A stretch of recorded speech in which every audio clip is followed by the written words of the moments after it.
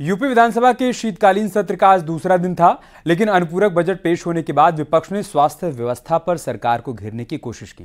अखिलेश यादव की तरफ से सवाल उठाए गए तो सीएम योगी ने करारा जवाब भी दिया। रिपोर्ट दिखाते हैं आपको। उत्तर प्रदेश विधानसभा का शीतकालीन सत्र शुरू हो चुका है। विपक्ष की तरफ से विरोध के मुद्दे सेलेक्ट हो चुके हैं और बैनर तख्ती लेकर विधानसभा के बाहर नारेबाजी भी होने लगी है। समाजवादी पार्टी के विधायकों ने इस बार सरकार को घेरने के लिए स्वास्थ्य और रोजगार का मुद्दा उठाया और काले कपड़े में धरना प्रदर्शन भी किया। आज जमीन पर समस्याएं हैं, सरकार पुराने बजट को खर्च नहीं कर पाई और एक नए अनुपूरक बजट की बात करती है। और जिस बजट को आपने सामान्य बजट में खर्च किया था, वो बजट तो आज तक आप खर्च नहीं कर पाए। बात बढ़ाइए मत, मैं आपसे केवल ये चाहता हूँ। दरअसल यूपी विधानसभा में डेंगू के मुद्दे पर विपक्ष ने सरकार को घेरने की कोशिश की। नेता प्रतिपक्ष अखिलेश यादव ने कहा कि अगर आपके सरकारी अस्पताल इलाज नहीं दे पा रहे हैं, इसका मतलब गरीबों के साथ व्यापार हो रहा है। इस पर नेता सदन मुख्यमंत्री योगी ने हंगामे को लेकर कहा कि जैसा प्रश्न होगा वैसा ही उत्तर मिलेगा। पूरा सुनेंगे तो पिछला इतिहास याद आने लग जाएगा। और राजधानी में सबसे ज्यादा लोग आ रहे हैं और महानगरों में सबसे ज्यादा लोग आ रहे हैं, क्योंकि पूरी स्वास्थ्य व्यवस्था छोटे जिलों में खत्म हो गई है। आप यहाँ का पीजीआई उठा लीजिए, आप लोहिया इंस्टीट्यूट उठा लीजिए, बलरामपुर हॉस्पिटल उठा लीजिए, सिविल हॉस्पिटल उठा लीजिए, और इसके साथ साथ जो प्राइवेट संस्थान है, जब सरकारी अस्पताल में इलाज नहीं है तो मजबूरी में गरीब प्राइवेट में जा रहा है और प्राइवेट में जाकर के उसके साथ लूट हो रही है। इतनी लूट स्वास्थ्य विभाग के नाकामी की वजह से कभी गरीबों की नहीं हुई जो इस सरकार में हो रही है। प्रश्न ही उल्टा था तो उस उल्टे प्रश्न को सही करने का प्रयास हुआ है, और अभी तो आपने आधा ही उत्तर सुना है। पूरा सुनेंगे तो संभवतः पिछला इतिहास याद आने लग जाएगा। हम चेहरा देख करके पैसा नहीं देते हैं। कोई भी व्यक्ति जो भी आवेदन करता है, कोई भी पीड़ित हो, उसकी जाति, उसका मत, उसका मजहब नहीं देखा जाता है, बल्कि वह पीड़ित राज्य का नागरिक है। उसको प्रदेश में, देश में या दुनिया में जहां कहीं अच्छी स्वास्थ्य की सुविधा मिलती है, वह सुविधा के लिए मुख्यमंत्री राहत कोष से भी हम पैसा देने में कोई कोताही, तमाम मान्य सदस्य विपक्ष में बैठे हुए हैं, वो हर व्यक्ति इस बात को कह सकता है। उनके प्रस्ताव आते हैं बिना किसी भेदभाव के, हमने उसके लिए भी धनराशि उपलब्ध कराई है। सदन में सवाल जवाब के बीच 2023-24 का पहला अनुपूरक बजट पेश कर दिया गया है। योगी सरकार के अनुपूरक बजट का आकार 26,760 करोड़ 67 लाख का है, जिसमें कई नई योजनाओं के लिए भी प्रावधान किया गया है। योजनाओं के लिए 21,339 करोड़ 46 लाख का प्रस्ताव, किसानों को मुफ्त बिजली के लिए 900 करोड़ रुपए, गन्ना बकाये के भुगतान के लिए 400 करोड़ रुपए, राज्य राजधानी क्षेत्र के विकास के लिए भी बजट का इंतजाम। वहीं सदन में पक्ष और विपक्ष के बीच तू-तू मैं देखने को मिला। समाजवादी पार्टी की ओर से सदन की अवधि बढ़ाने को लेकर मांग की गई, जिस पर वित्त मंत्री सुरेश खन्ना ने शायराना अंदाज में विपक्ष को जवाब दिया। कार्य स्थगन प्रस्तावों की संख्या कम कर दी गई है, जिससे प्रदेश में संबंधित ज्वलनशील मुद्दों पर सरकार से जवाब नहीं मिल पाएंगे।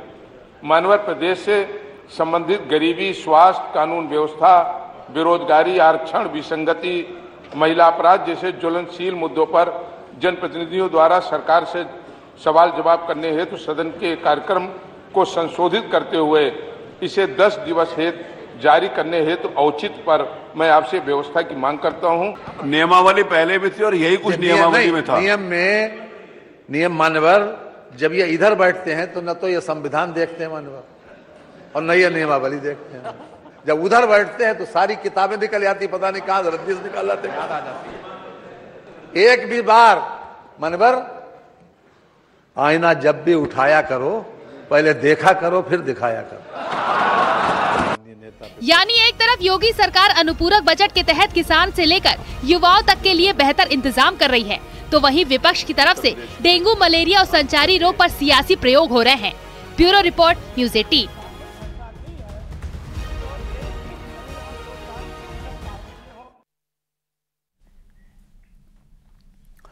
वहीं डिप्टी सीएम केशव प्रसाद मौर्य और ब्रजेश पाठक ने बजट को विकास का बजट बताया, तो समाजवादी पार्टी की तरफ से विपक्षी रोल निभाया गया और जमकर प्रहार किया गया।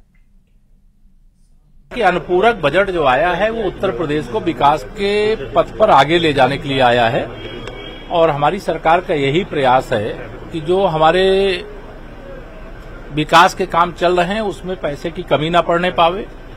जो नए काम आगे बढ़ाने की जरूरत है उसके लिए बजट में प्राविधान किया गया है इस अनुपूरक में।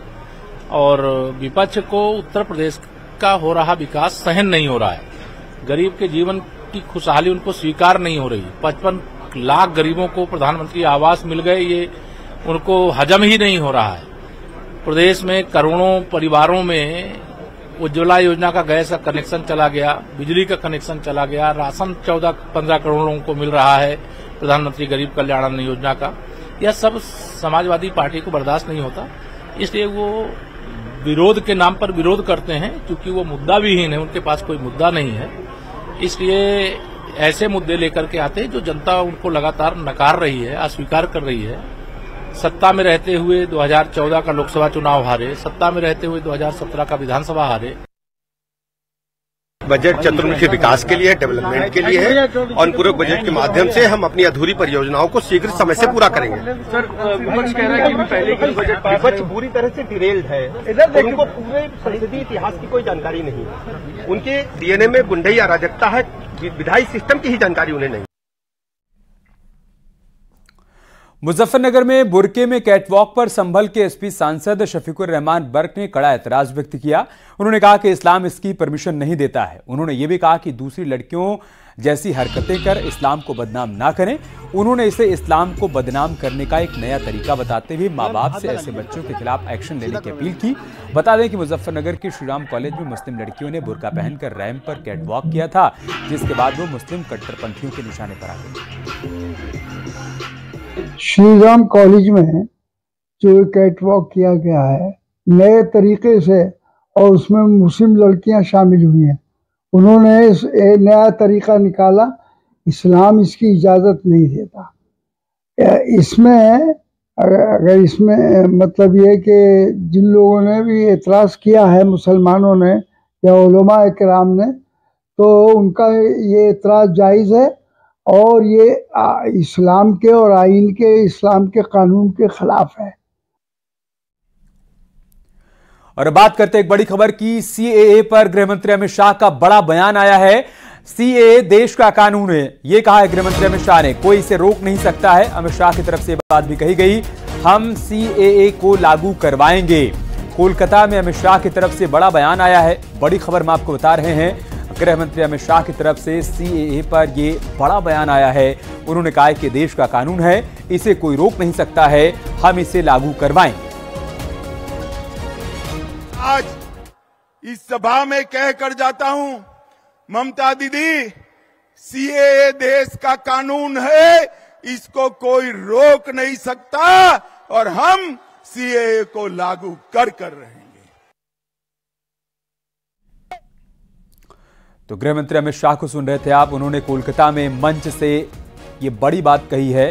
उन्होंने कहा है कि सीएए देश का कानून है, इसे कोई रोक नहीं सकता है और इसे हम हर हाल में लागू करवाएंगे।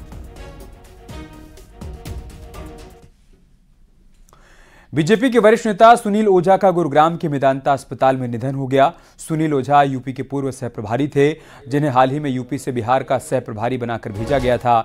सुनील ओझा के निधन पर सीएम योगी ने दुख व्यक्त किया है। सीएम योगी ने ट्वीट में लिखा है कि वरिष्ठ बीजेपी नेता, पूर्व विधायक, बिहार बीजेपी के सह प्रभारी और उत्तर प्रदेश बीजेपी के पूर्व सह प्रभारी सुनील भाई ओझा का निधन अत्यंत दुखद है। प्रभु श्री राम से प्रार्थना है कि दिवंगत पुण्य आत्मा को अपने श्री चरणों में स्थान तथा शोकाकुल परिजनों को ये अथाह दुख सहने की शक्ति प्रदान करें। ये ट्वीट है मुख्यमंत्री योगी आदित्यनाथ का। उन्होंने शोक संवेदनाएं व्यक्त की हैं और साथ ही साथ लिखा है कि बीजेपी के वरिष्ठ नेता, पूर्व विधायक, बिहार बीजेपी के सह प्रभारी और उत्तर प्रदेश बीजेपी के पूर्व सह प्रभारी सुनील भाई ओझा का निधन अत्यंत ही दुखद है।